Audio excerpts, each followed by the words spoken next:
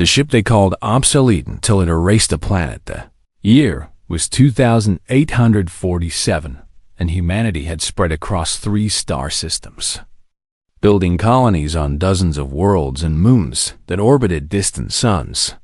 The Terran naval fleet had grown into a massive force of over 2,000 warships, and each new vessel was more advanced than the last. They had quantum drives that could bend space itself and plasma cannons that could tear through enemy armor, like paper and adaptive hull plating that could repair damage in real time. The old ships were sent to orbital graveyards above Neptune, where they waited in silence to be cut apart and melted down for scrap metal. Commander Lisa Monroe stood on the observation deck of Titan Station and stared through the thick viewport at her new assignment. The USS Perseverance hung in the darkness of space like a ghost from a forgotten era, and Lisa felt her heart sink as she looked at the old vessel. The ship had been built in 2691, which made her over 150 years old, and everything about her screamed that she belonged in a museum rather than on active duty. Her fusion engines were the kind that modern engineering students studied in history classes, and her weapon systems ran on targeting computers that cadets laughed about during training exercises. Her hull was solid titanium alloy with none of the fancy regenerative plating that protected newer ships from damage. Lisa had served the fleet with distinction for 15 long years, and she had earned her reputation through blood and sacrifice. She had commanded fast destroyers and led entire squadrons into battle against the Cathari raiders who terrorized the outer colonies. She had 3 commendations for valor hanging on her wall, and her service record was spotless.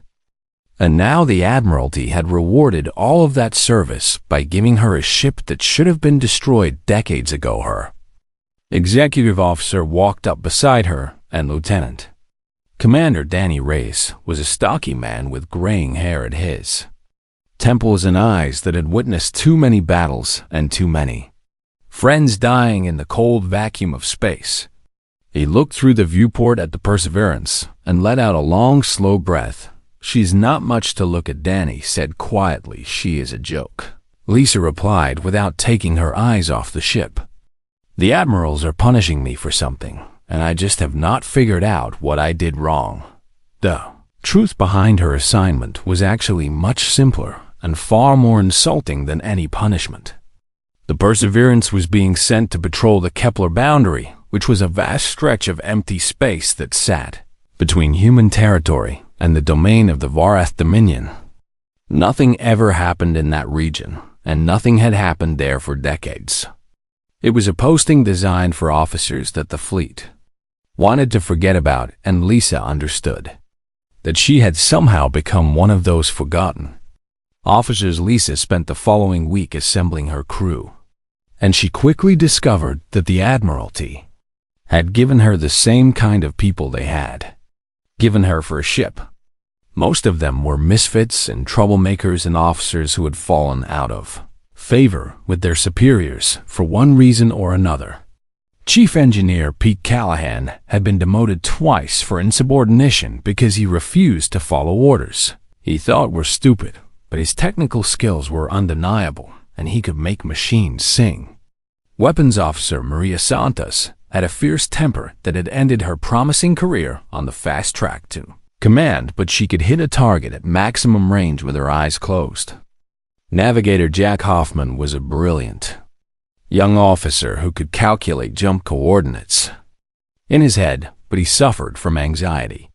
That made him unsuitable for the high-pressure environment of frontline warships. They were the forgotten people on a forgotten ship, and they were being sent to watch a border that nobody cared about. The Perseverance launched from Titan Station on a gray Tuesday morning when the light from the distant sun barely touched the icy moon. Her old fusion engines hummed to life with a deep sound that newer ships did not make, and Lisa could feel the vibration through the deck plates beneath her boots. It was a strangely comforting sensation, like the heartbeat of some ancient beast waking from a long sleep. All systems are showing nominal peat, reported from his station in engineering. "She's old, but someone kept her maintained over the years, and the engines are running cleaner than I expected them to run." Lisa settled into the captain's chair on the bridge and looked around at her new command. The bridge was cramped by modern standards, with physical control panels covered in buttons and switches, instead of the holographic interfaces that newer ships used. Everything on this ship required hands-on operation from the crew. There were no AI assistants to help with calculations and no automated systems to handle routine tasks. The Perseverance demanded that her crew actually know how to fly her and how to fight her without any help from computers. Set course for the Kepler boundary, Lisa ordered in a calm voice. Best possible speed. Jack worked the navigation console with practiced fingers that moved across the controls like a musician playing an instrument, and within moments he had their route calculated. "Course is lating, Commander," he reported. "At maximum burn, we will reach our patrol zone in 18 days. 18 days. Lisa thought to herself, and she felt the weight of that number pressing down on her. Modern ships with quantum drives could make the same journey in only 6 days, but the Perseverance was not a modern ship. Lisa closed her eyes for a moment and accepted that this was her exile, and she would have to make the best of it. The crew settled into their routines as the ship traveled through the darkness of space, and Lisa took the time to learn about each of them. She discovered that Pete had been demoted not because he was a bad officer, but because he had refused to let his captain take credit for solving a problem that Pete had actually fixed. She learned that Maria's temper had flared when a superior officer had blamed her for a mistake that he himself had made. She found out that Jack's anxiety came from watching his entire graduating class die in a battle that he had survived only because his ship had been delayed by engine trouble. These were not bad people, Lisa realized. They were good people who had been treated unfairly by a system that valued politics over performance and connections over competence.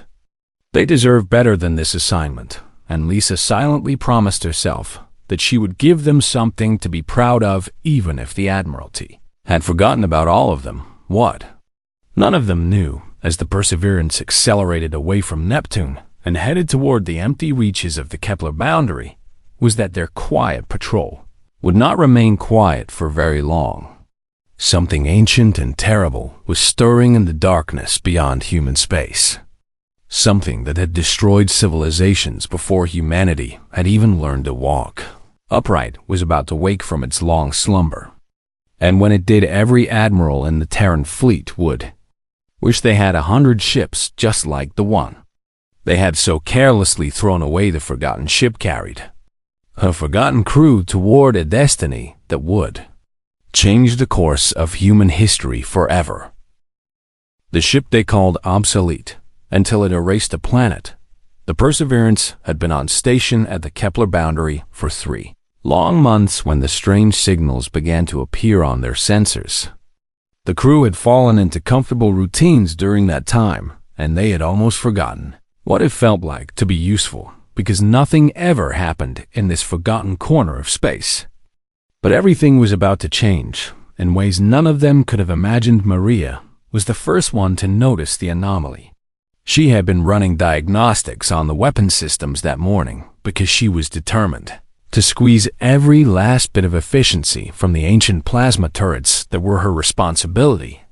Her fingers moved across the console as she studied the readouts, and that was when something strange appeared on her secondary display. "Commander, I am picking up something unusual," Maria said, and her voice carried a note of confusion that made Lisa look up from her own work.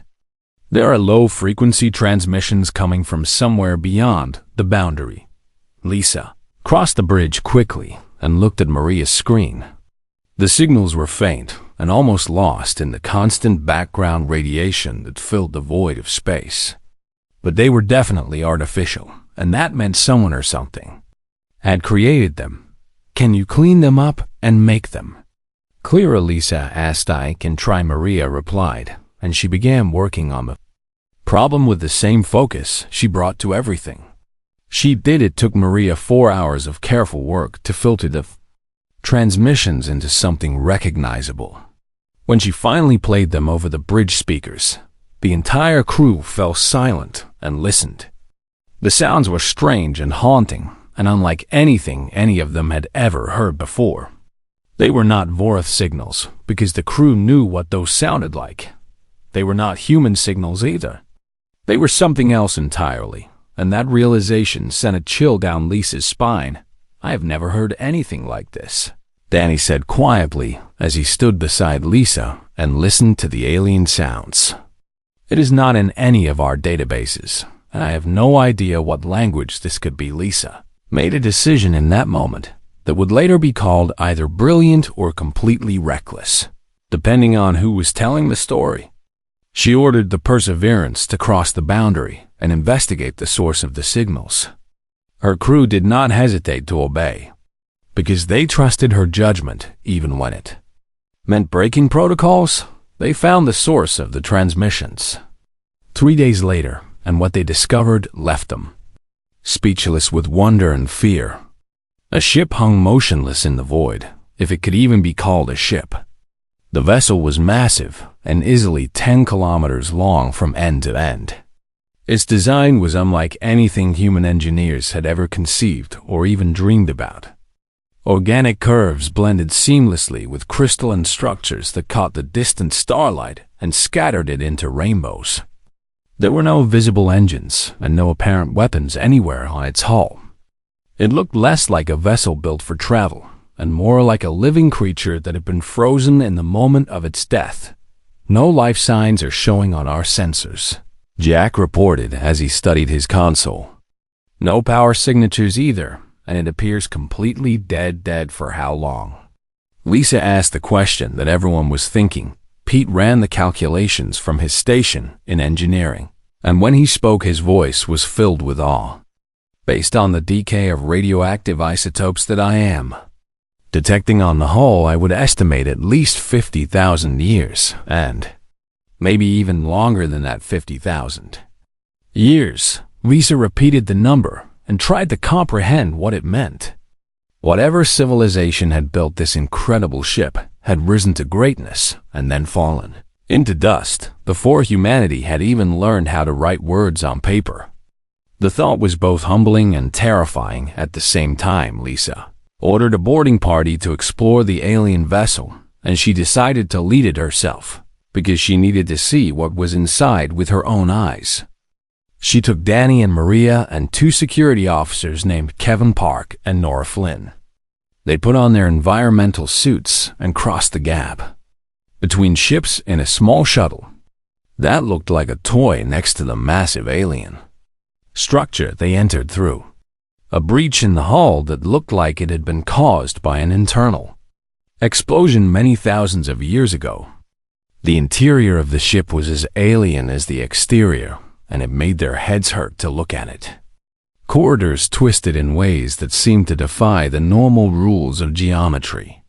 Rooms opened onto other rooms with no apparent purpose or logic that human minds could understand. Everything was covered in dust that had not been disturbed since before human civilization existed. They found what might have been a control center deep in the heart of the vessel. The room was dominated by a crystalline pillar that rose from the floor to the ceiling, and it pulsed with a faint inner light that seemed almost alive. Maria reached out her hand and touched the pillar before anyone could stop her. The ship came alive around them in that instant. Not fully alive with power and movement, but with something else entirely. Images flooded their minds and poured directly into their consciousness through technology. They could not begin to understand or explain. They saw it, they saw civilization that had spanned an entire galaxy and built wonders beyond imagination. They saw beauty and achievement that made human technology look like the crude tools of primitive cave dwellers. And then they saw the end of it all. A war against an enemy that came from outside the galaxy, from the vast and empty darkness that existed between the stars. An enemy that consumed entire worlds and extinguished suns like candles being blown out. An enemy that could not be reasoned with and could not be bargained with and could not be stopped by any weapon. An enemy that could only be fled from in desperate hope. The ancient civilization had lost that war. They had been erased from existence so completely and so thoroughly that not even their names survived in the records of history. Trillions of beings had simply ceased to exist, and the most terrifying part of all was that the enemy was still out there. Somewhere waiting in the darkness, Lisa grabbed Maria and pulled her away from the crystalline pillar, and the connection was broken. Everyone was breathing hard, and their minds were reeling from what they had witnessed. The visions had felt so real that it was hard to tell where the ancient memories ended, and their own thoughts began. "We need to report this to Fleet." "Command immediately," Danny said when he could finally speak again. "The entire fleet needs to know what we have discovered here." Lisa nodded in agreement, but as they made their way back to the Perseverance through the twisting alien corridors, she could not shake a terrible feeling. By touching that pillar, they might have awakened something that should have stayed asleep. They might have sent out a signal of their own across the vast distances of space. A signal that something very old and very hungry might answer. Forgotten ship and her forgotten crew had just become the most important people in human history, and they did not even know it yet. The ship they called Obsolete until it erased a planet. Response to their signal came exactly 3 weeks after they had touched the alien pillar, and it came with a fury that shook the stars themselves. Had transmitted her full report to Fleet Command along with all the data they had gathered from the ancient vessel. The admirals back on Earth had been skeptical at first, and many of them dismissed the recordings as corrupted files or sensor malfunctions, or the overactive imaginations of a crew that had been stationed in empty space for too long. But the scientists and intelligence analysts who studied the evidence grew more alarmed with each passing day as they realized what humanity was facing. Reinforcements were promised to the Perseverance. A full task force was being assembled to investigate the alien ship and protect human space from whatever threat might be coming. Help was on the way, they told Lisa, but the help arrived far too late to matter. The first warning came from the long-range sensors that Pete had spent weeks modifying using principles he had learned from studying the alien vessel. He had extended their range by a factor of 10 and could now see farther into the void than any human sensor had ever seen before. What he detected on that terrible morning made his blood turn to ice in his veins. "Commander, you need to see this right now," Pete said, and his voice carried a fear that Lisa had never heard from him before. The main view screen on the bridge filled with an image that defied all comprehension. Ships were pouring through a rift in space itself, and there were thousands upon thousands of them. They were dark and angular, and wrong in ways that hurt the eyes to look at directly. They moved without any visible propulsion, and they swarmed like insects being drawn toward a light. The rift they emerged from was not a natural phenomenon, but a wound torn in the very fabric of reality. "That is not possible," Jack whispered as he stared at the screen, and his hands trembled on his console. "They are tearing through space itself like it was paper." Lisa watched the swarm grow larger with every passing second. "How long until they reach our position?" she asked. "At their current speed, they will be here in approximately 4 hours. Jack replied. 4 hours? The nearest Terran warships were still 6 days away at maximum speed. The Perseverance was completely alone against an enemy that numbered in the thousands. "Battle stations," Lisa ordered, and her voice was calm even though her heart was pounding in her chest. "All hands to combat positions immediately." The bridge erupted into controlled chaos as officers ran to their stations and began preparing for a fight they could not possibly win. Alarms blared throughout the ship, and crew members who had been sleeping or eating dropped everything and rushed to their assigned posts. In engineering, Pete began pushing the old fusion reactors harder than they had been pushed in decades. "Commander, we cannot fight that," Danny said quietly, so the rest of the crew could not hear his words. There must be 5,000 ships out there, and maybe even more than that. We do not stand a chance against those numbers. I know, Lisa replied simply. So what do we do? Danny asked. Lisa turned to face her executive officer and friend, and she spoke with a conviction that came from somewhere deep inside her soul. We do what the Perseverance was built to do all those years ago. We endure and we fight, and we hold this position until the fleet arrives or until we cannot hold it anymore. He opened a communication channel to the entire ship, so every crew member could hear her words. All hands, this is the commander speaking. By now you have all seen what is coming toward us. I will not lie to you about our situation. The odds are not in our favor, and no one would blame us if we turned and ran. But we are the only thing standing between that swarm and human space. Every minute we delay them is a minute for our people back home to prepare for what is coming. Every enemy ship we destroy is one less that will threaten our families and our worlds.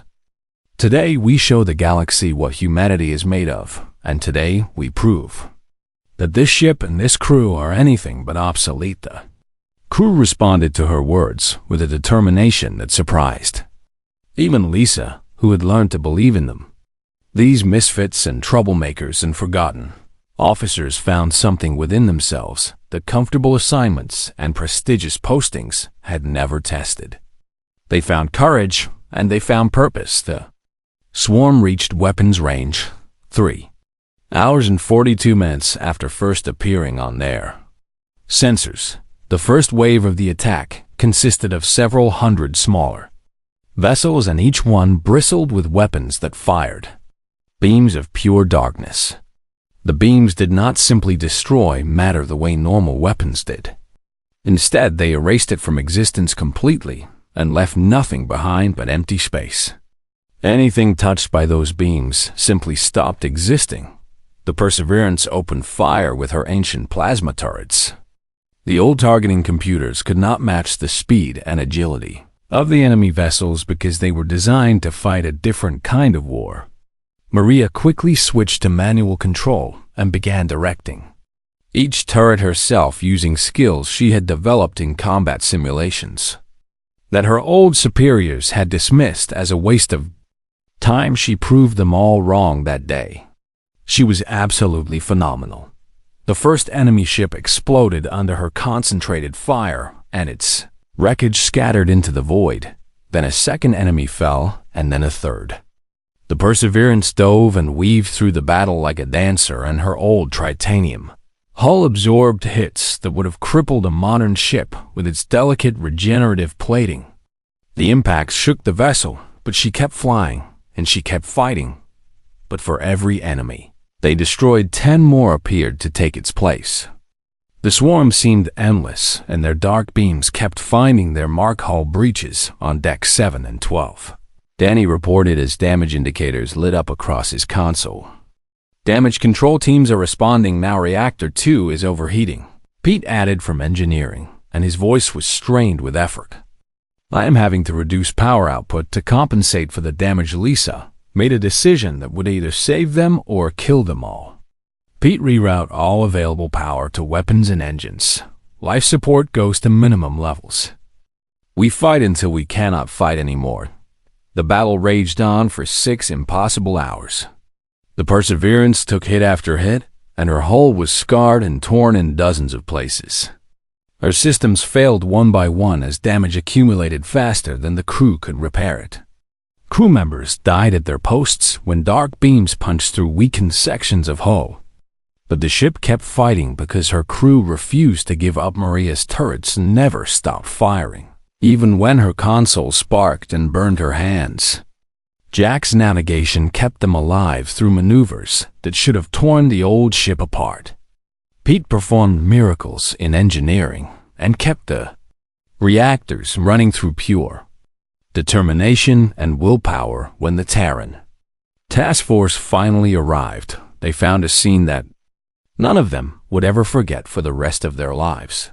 The Perseverance hung in space, and she was barely recognizable as the same ship that had left Titan Station months ago. Huge sections of her hull had been completely vaporized by enemy fire. She was venting atmosphere from a dozen different breaches. Her engines were dark, and her weapons had finally fallen silent, but floating around her in an expanding field of debris were the remains of over 600 enemy vessels that she had destroyed before going quiet. The swarm had been delayed. Not stopped, but delayed long enough for the fleet to arrive and establish a defensive line. Long enough for humanity to prepare for the war that was coming, and at the center of it all was a ship that admirals had once called Obsolete, and a crew they had tried to forget. The Perseverance had proven them all wrong. The ship they called Obsolete until it erased a planet, the Perseverance, limped back to Titan Station for repairs that everyone assumed would be her last voyage. The ship had given everything she had in that desperate battle, and her hull was more patches and welds than original metal now. Surely the Admiralty would finally retire her with honors and turn her into a monument to human courage and sacrifice. She had earned that much at least, but Lisa Monroe had other plans for her ship. During the long battle against the swarm, Maria had noticed something strange happening every time that enemies' dark beams struck their hull. When those terrible weapons hit the Perseverance's old titanium armor, they had been partially absorbed rather than erasing matter completely. The ancient alloy that modern engineers considered primitive and outdated had a property that newer materials lacked. It could actually resist the enemy's primary weapon to some degree. Pete spent weeks studying this phenomenon while the ship sat in dry dock being repaired by teams of engineers who shook their heads at the damage. He ran test after test and analyzed sample after sample until he finally understood what was happening. It is the impurities in the metal, Pete explained to Lisa and the senior staff when he had gathered enough evidence to support his theory. Modern titanium is refined to almost perfect purity because everyone assumed that pure metal was stronger metal. But the old stuff that the Perseverance is made of has trace elements of other metals mixed in that were considered contaminants at the time. Those impurities create a crystalline structure within the alloy that disrupts the enemy's matter erasure beams. Can we reproduce this effect? Lisa asked. Immediately, because she understood the importance of what Pete had discovered. Better than that, Pete replied with a grin spreading across his tired face. I think I can actually enhance it and make it even more effective. If I introduce specific trace elements in controlled ratios, I can create a hull material that does not just resist the beams, but actually reflects them back. The Admiralty was skeptical when they heard Pete's claims, and many of them did not want to believe him.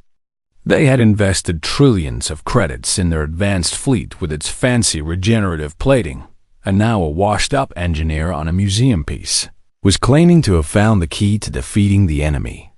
But the swarm was still out there somewhere and gathering strength for another attack.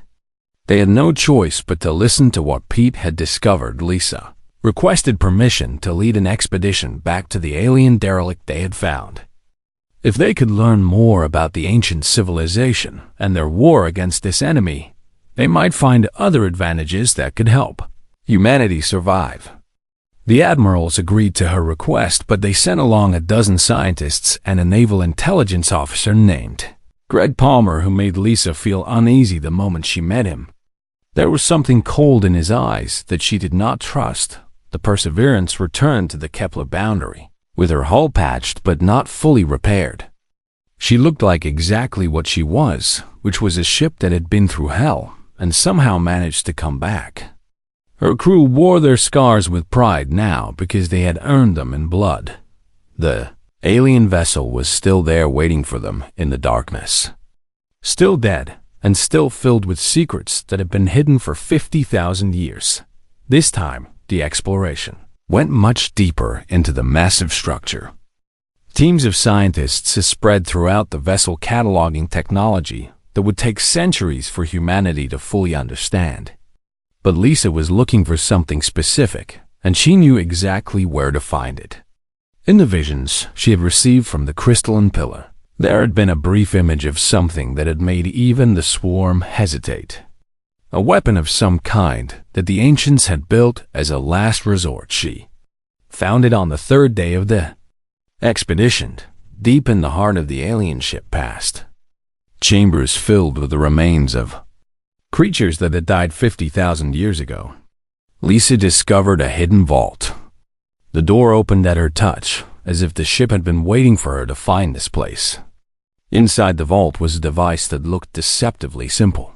A sphere about 2 meters in diameter sat on a pedestal, and its surface was covered in geometric patterns that seemed to shift and change when she looked directly at them the moment Lisa entered the vault. The sphere activated and images flooded her mind again. But this time, they were focused and controlled, as if the ancient civilization was trying to teach her something specific. The sphere was a weapon unlike anything humanity had ever imagined. It was not just any weapon, but an absolute last resort that the ancients had hoped they would never need to use. It could collapse the quantum probability field of matter within a defined radius and essentially erase everything within its range from all possible versions of reality. The beings who built it had called it the Certainty Engine. They had planned to use it against the swarm's homeworld, but their civilization had fallen before they could deploy it. The weapon was still fully functional after all these millennia. Lisa kept this discovery secret from Greg Palmer and the intelligence team. She trusted her own crew with her life, but she had seen the hungry look in the intelligence officer's eyes. He would want to use the weapon immediately without understanding its full implications or the consequences that might follow back on the finest. Understanding its full implications or the consequences that might follow back on the understanding its full implications or the consequence or perseverance. She shared what she had learned with Danny and Pete and Maria in a private meeting. A planet killer, Danny said slowly as he processed what Lisa was telling them. You are saying we now have access to a weapon that can erase an entire world from existence. That is exactly what I'm telling you. Lisa replied. The admirals will want to use it, Maria said, and there was worry in her voice. The swarm has a home base somewhere in the darkness between galaxies. If we can find it and destroy it, the war would be over. And what happens after that? Lisa asked. What happens when humanity has a weapon that can erase entire planets from reality? How long before someone decides to use it on a rival colony that refuses to follow orders? How long before the threat of erasure becomes a tool of political control? The debate among them raged for hours as they considered every angle and every possibility. In the end, they agreed on a plan that felt right to all of them. The Certainty Engine would be their absolute last resort, and they would use it only if the swarm threatened to overwhelm humanity entirely. Until that moment came, they would focus on Pete's enhanced hull material and other more conventional defenses, but fate has a way of ignoring the plans that people make. The second swarm attack was already on its way, and it would make the first battle look like a minor skirmish. Everything Lisa feared about the weapon was about to become irrelevant because survival would demand its use. The ship they called Obsolete until it erased a planet. The second swarm attack came 6 months after the first battle, and it made that desperate fight look like nothing more than a small skirmish. The enemy had learned from their initial defeat, and they had adapted their strategy with terrifying intelligence. They came not with thousands of ships, but with tens of thousands. Their dark vessels poured through rifts in space that opened like wounds across the solar system. They did not target the distant Kepler boundary this time, but struck directly at Earth itself and aimed for the very heart of human civilization. The Terran fleet met them at the orbit of Mars, in what everyone knew would be the most important battle in human history. 1,500 warships formed a defensive line between the swarm and the blue planet that had given birth to humanity. Many of these vessels now carried Pete's enhanced hull plating, which had been manufactured in a desperate rush over the past months. The Perseverance took position at the center of the formation because she had earned that place of honor. Through blood and sacrifice, Lisa watched the swarm approach on the main view screen, and she felt the weight of billions of lives pressing down on her shoulders. The darkness between the stars seemed to come alive with angular shapes that moved with terrible and alien purpose. There were so many enemy ships that they blocked out the distant stars behind them all. "Ships report ready for battle," Danny announced from his station. "Fleet Command is requesting that you take tactical command of the entire engagement." Commander Lisa allowed herself a small, bitter laugh despite the tension. 6 months ago, the Admiralty had given her a ship they wanted to forget, and now they wanted her to save all of humanity. "Tell them I accept," Lisa ordered. The battle began at exactly 3:47 in the morning, according to ship time. Plasma fire from human weapons lit up the void of space as the two fleets clashed in a conflict that would determine the fate of Earth and everyone on it. The enhanced hull plating worked exactly as Pete had promised, and ships that would have been erased in seconds now survived long enough to fight back against the enemy, but the swarm's numbers were simply overwhelming. For every enemy vessel the fleet destroyed, 2 more appeared to take its place. The dark beams kept firing, and human ships kept dying despite their improved armor. Hours passed, and the Terran fleet was slowly pushed back. First they retreated to Earth orbit, and then they were forced down into the upper atmosphere itself. Ships fell burning through the sky, and people on the ground could see them as streaks of fire painted across the heavens. 7 billion people looked up and watched their defenders dying to protect them. Lisa made the calculation she had hoped she would never have to make. The fleet was losing this battle, and there was no way to change that outcome. In another few hours, the swarm would break through their defensive line and begin harvesting Earth. 7 billion people would be erased from existence, just like the ancient civilization that had built the weapon she now possessed. She opened a private communication channel to Pete down in engineering. "Is the device ready?" "Yes," Commander Pete replied, and his voice was heavy with the weight of what they were about to do. "I have integrated the Certainty engine into our main power grid. One command from you, and it activates." "What about the targeting solution?" Lisa asked. Swarm emerged from a specific point in space, somewhere in the void between galaxies. Their ships have quantum signatures that can be traced back to a single source. The engine can follow that trace all the way to its origin. Lisa closed her eyes for a long moment. She had spent months debating the ethics of this weapon and the terrible consequences that might follow its use. She had argued that humanity should never possess such power because power corrupts and absolute power corrupts absolutely. But now she had no choice because the alternative was extinction. All ships. This is Commander Monroe. Lisa broadcast to the entire fleet. Fall back to defensive positions around Earth immediately.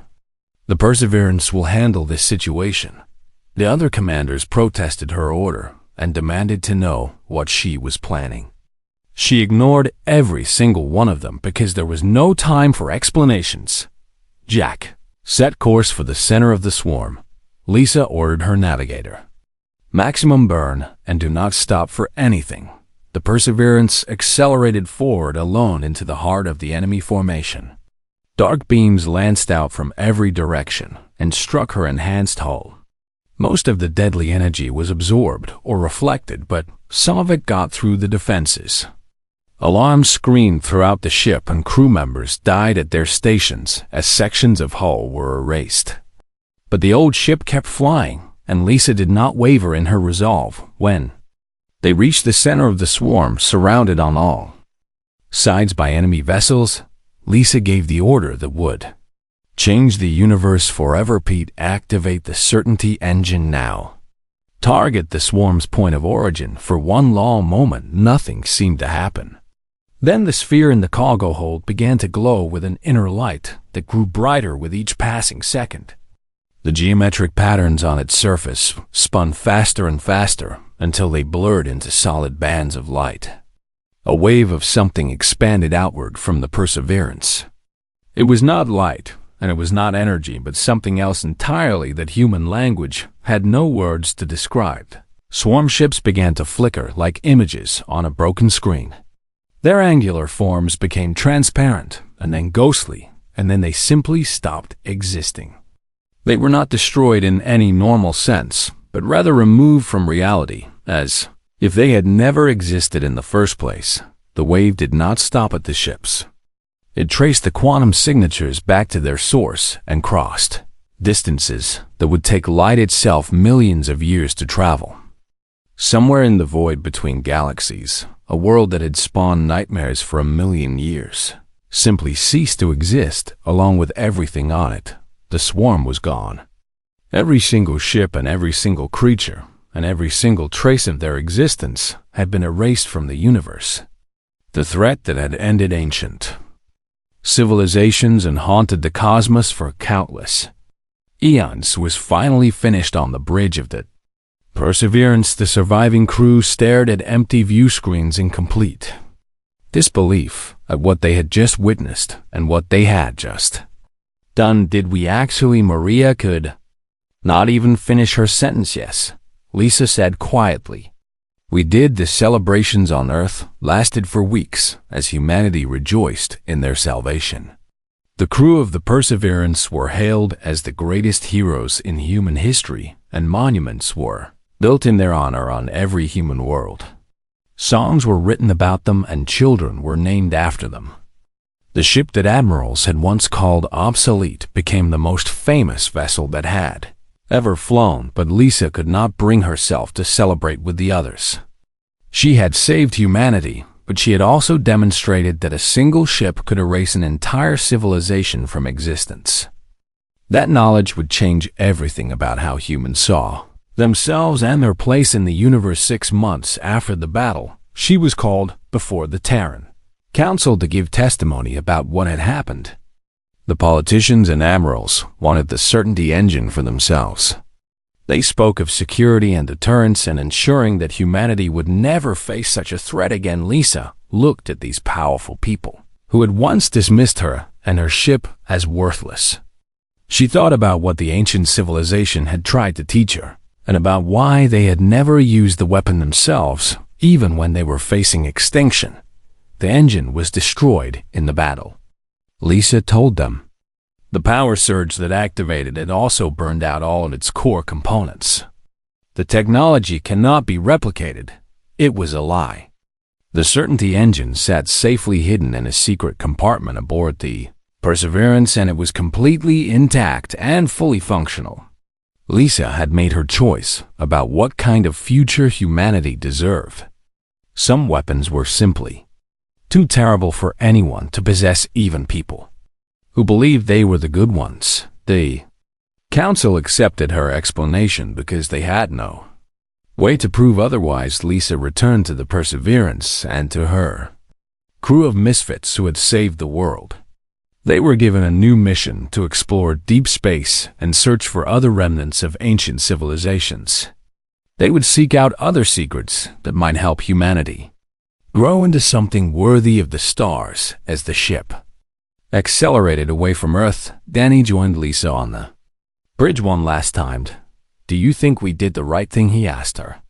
Keeping the engine secret from everyone, Lisa watched the stars stretch into lines as they entered faster than light travel. I think we gave humanity a chance to become something better than what fear and power would make them. Whether they take that chance is up to them now. Perseverance vanished into the depths of space, carrying her secrets and her crew toward whatever new challenges awaited them. Behind them, Earth continued to spin, and its people remained alive and free because of a ship they had once called Obsolete. And somewhere in the vast darkness between galaxies, where a world of nightmares had once existed, there was nothing left. No debris and no memory, and no trace of what had been just stars shining on a universe that had been given another chance to find its way toward the light.